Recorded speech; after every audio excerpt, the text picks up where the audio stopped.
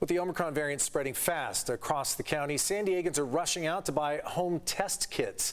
Good evening. I'm Carlo Cicchetto. And I'm Jesse Pagan in for Marcella Lee tonight. The tests can be purchased without a prescription. Costs around $25 for a box of 2 tests inside and give results in a matter of minutes. But are they accurate? News 8's Steve Price spoke to a local doctor to find out. Take-home COVID tests are flying off the shelves at pharmacies all across the county. Research shows that those tests, when administered properly, are 85% accurate at detecting positive COVID cases. Not perfect, but doctors say definitely good enough to offer peace of mind. It's the sign of the times, sold out of COVID test kits. With the Omicron variant spreading fast through the county, more and more people are swabbing their nose at home to make sure they don't have COVID before visiting family and friends for the holidays. And doctors say that's a good thing. We encourage for people to utilize these tests because in this pandemic right now, what we really need is for people not to be spreading this disease asymptomatically. Dr. David Pride with UC San Diego Health says the home antigen tests aren't generally as sensitive as the ones people wait in line for at county sites, which are called PCR tests. But a negative home test, even if you have the Omicron variant, could mean your viral load at the moment is relatively low. While it's not a sort of carte blanche to go out and do anything and, go maskless, et cetera, it can give you a bit of confidence that you're probably not terribly contagious. Which is why you're encouraged, especially if you know you've been exposed to COVID, to take multiple tests. In fact, that's why 2 of them come in every box. Doctors recommend testing yourself 2 times within 3 days, ideally 36 hours between tests. So I would encourage people, even if you're asymptomatic and you feel fine, and you're going to interact with, grandma or other potentially elderly relatives who may be at higher risk than, say, you are, to get tested.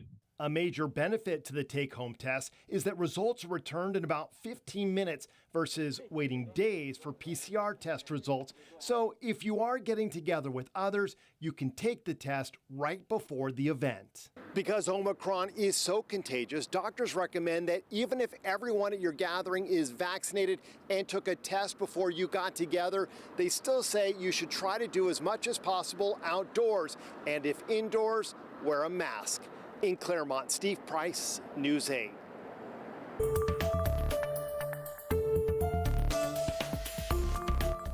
As COVID-19 Omicron cases rise, President Joe Biden is trying to move to fight them. At the White House today, the president laid out plans for getting shots into more arms, an increase in testing sites, and several other big steps. Natalie Brand has more tonight on the COVID response from the White House. President Biden is encouraging Americans to take necessary precautions as the Omicron variant threatens holiday plans. We all want this to be over, but we're still in it. And this is a critical moment. We also have more tools than we ever had before. The president announced he's ordered the military to have medical personnel ready to help hospitals overrun with new cases. That's 1,000 military doctors, nurses, and medics. We've already started moving medical teams. They've already landed in Wisconsin and Indiana this week. The government is also expanding its vaccination program to include additional pop-up locations, and it's expanding its testing program by adding federal testing sites and purchasing 500 million at-home rapid tests to send to Americans for free starting in January. We'll be getting these tests to Americans for free. And we'll have websites where you can get them delivered to your home. The administration's health experts say testing and wearing masks around strangers are ways to protect yourself, with travel and family gatherings ramping up this week. The experts say loved ones can get together safely if everyone is vaccinated and boosted. You're going to be reading about breakthrough infections because this virus is extremely good at transmitting from person to person. But vaccination and boosting clearly is the answer to protecting yourself. Data from the CDC shows that unvaccinated individuals are 8 times more likely to be hospitalized and 14 times more likely to die from COVID-19. At the White House, Natalie Brand for News 8. The first known death from the Omicron variant in the U.S. has been reported in Houston. According to health officials in Harris County, Texas, the man was unvaccinated and had underlying health issues. Here in San Diego County, health officials reported another 819 new COVID cases. More than 340 people are hospitalized with COVID. 94 of them are in intensive care. There were also 12 deaths reported, bringing that total to 4,424. More than 2.4 million San Diegans, or just under 77% of eligible residents, are fully vaccinated. More than 600,000 booster doses have also been given in the region. Ahead of an expected local surge in Omicron cases, UC San Diego announced it will start its winter quarter online instead of having in-person classes. The university's chancellor sent out a letter to students and staff. News 8's Shannon Handy got a hold of that letter. She's at UC San Diego breaking down the new plans. The move back to online learning is, of course, based on the fact researchers here at UC San Diego and around the globe believe a huge surge in cases is coming in the next several weeks. Now, you can see behind me the campus is empty because most students have already left for winter break. But the ones I did speak to say while they were surprised by the news, they support it.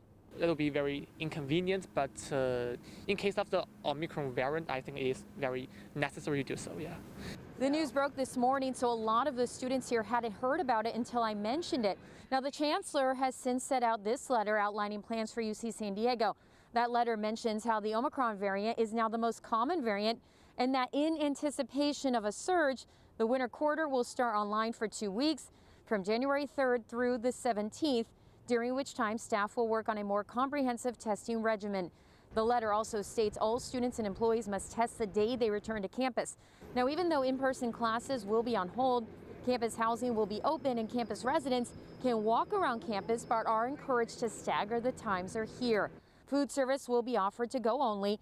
Also, while sports can resume, no spectators will be allowed during that 2-week period, and other gatherings have to be moved online or rescheduled. As for whether or not that 2-week period will be extended, it's unknown at this point, but some students believe it's a possibility. I think probably it will extend like beyond 2 weeks, and just because like after the break, I mean, a student going back to their home, all those traveling, definitely make the situation worse, I think. Also today, in a separate letter, UC System President Michael Drake said all students and staff at all UC campuses must have their booster shot by the time they return from winter break. Now, as for whether or not other campuses will switch to remote learning, he's leaving it up to individual campuses to decide. But in addition to UC San Diego, other campuses say they too will change to remote learning. For example, UC Riverside, UC Irvine, and UC Santa Cruz are all on that list, and more are expected to follow suit. Thank you, Shannon. Malls across San Diego County are bustling with holiday shoppers checking items off their Christmas lists. Malls are back to pre-pandemic holiday hours, and concerns about shipping delays, well, those have more people choosing to shop in person instead. So right now, if you're relying on shipping, things are really risky. A few retailers have their shipping deadlines coming up in the next couple of days. But even if you order now, there's always the chance that a weather delay or a delivery delay will happen. The National Retail Federation predicts an 11% increase in shopping over last year. They expect Americans will spend close to $900 billion this holiday season. Hopefully you know where your umbrella is and you kept track of it, because more rain is on the way. I hope so. Chief Meteorologist Carlene Chavis has been warning us and joins us early with the first look at your forecast. Oh, is yours missing? Yeah, I still haven't found it since the last one. Oh, no. Oh, man. Oh, no. A meteorologist with a missing umbrella, the irony. Hey, I'm just saying, I don't know. I just got up and walked away because we didn't have rain for a while. But now we're talking about these storm systems each week. So we are looking at more rain in the forecast, and that is set to arrive by Thursday and take us into Friday. That's when we're expecting the bulk of the moisture. That's going to be Thursday night through Friday. Right now, we're just dealing with the cloud cover. That started to move in yesterday, and that's all streaming in from an area of low pressure that's still offshore. But the reason we haven't had any showers yet is because we're still under that ridge of high pressure. But that moisture continues to move in our direction, have this area of low pressure producing some activity across portions of Northern California, seeing some snow for the Sierras, had heavier pockets of rainfall earlier today. day, and that activity is starting to dwindle down just a little bit more, but we're not done yet. So we're talking about strong cloud cover into tomorrow. Light rain is possible by tomorrow in the afternoon, but the bulk of that moisture is expected Thursday night through Friday morning. And then we're looking at another round of rain, and it's going to make for a soggy Christmas day. So more details on that coming up. Back to you two. See you in a few. Thanks, Carlene. Sanitation workers are on strike, which means trash and recyclables, well, they may start piling up in some San Diego communities. Hundreds of workers countywide are demanding a new contract from their employer. News 8's Heather Hope has the latest on the negotiations and what workers are asking for. Yes, all day since Friday, sanitation workers have been out here making their voices heard, marching, holding up signs just like this with strike, demanding to get a fair deal from their employer, Republic Services. What do we want? Contract! When do we want it? Now! On strike since Friday, more than 250 sanitation workers for Republic Services walked off the job in San Diego County, holding up strike signs while wearing bright neon green vests outside Republic Services sites in Chula Vista, Barrio Logan, and 2 locations in Kearney Mesa. Donnie Castillo of Teamsters Local 542 says he and his co-workers will continue to march in their picket line until their contract negotiations for better pay, safer trucks, and conditions are met. To be honest, we're wanting respect from the company. We worked through all COVID, and not only because of COVID, just in general. We're out here, we love our jobs, but to not have safety out there and for them to not give us a fair contract. The Phoenix-based Republic Services is the second largest waste collection company in the U.S. San Diegans are feeling the impacts of delayed trash pickups, showing pictures of overflowing dumpsters. Republic Services says in a statement the company is in contract negotiations with the union representing some of its employees in San Diego County. Republic is experiencing significant delays in collection service, but is working to resolve the situation as soon as possible. And I believe it's vital that Republic Services get to the bargaining table, negotiate in good faith, and take care of their workers. San Diego County Supervisor Nathan Fletcher and his wife Assemblywoman Lorena Gonzalez joined the strikers' picket line in Chula Vista, saying the sanitation workers are in one of the most dangerous industries. Your trash got picked up every day throughout COVID, and these folks were exposed when there wasn't a vaccine, when there wasn't the protections. Union members say they are working in trucks that have oil leaks and pose serious safety concerns. Contract negotiations are to continue on Wednesday. Trash is still being picked up at some locations, but service has been severely delayed by the strike. Just a fair contract. Just a fair contract. That's all we're asking for. We want to do our jobs. We love being out in our seeing our communities clean.